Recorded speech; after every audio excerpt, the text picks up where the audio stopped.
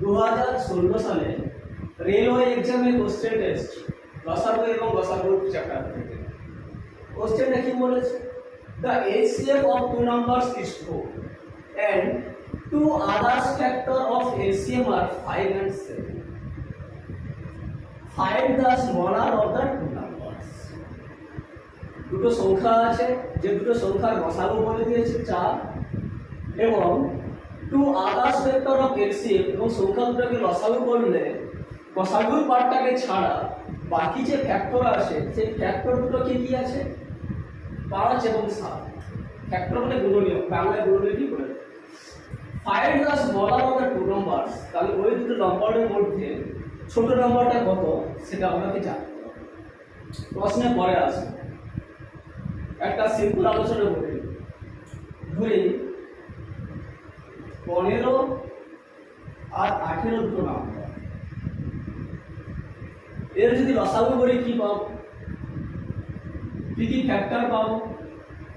3 দিলে 3 5 15, 3 6 8। ফ্যাক্টরগুলো কি পাচ্ছি? একটা কমন ফ্যাক্টর পাচ্ছি যেটা হচ্ছে 3, আর দুটো আনকমন ফ্যাক্টর পাচ্ছি যেগুলো হচ্ছে 5 এবং 6। আচ্ছা, এই যে কমন ফ্যাক্টর 3 এটা কি আসলে?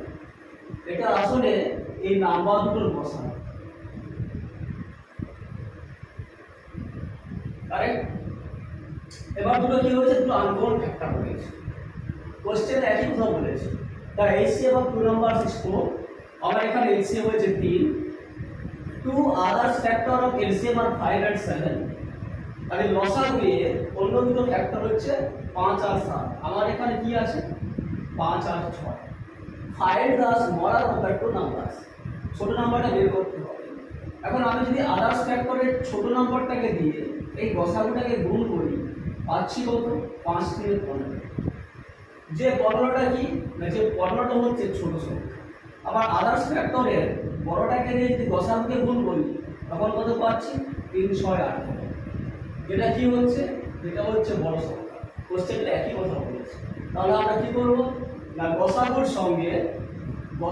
সঙ্গে যদি আমি আদার্স ফ্যাক্টরের ছোট নাম্বারটা গুণ করে দিই, আদার্স ফ্যাক্টর ছোট নাম্বার 5 বলেছে, 5 গুণ করে দিলাম। এখানে এসে কত বলেছে? 4। 4 গুণ 5 সমান কত হলো? 20। যে 20টা কি?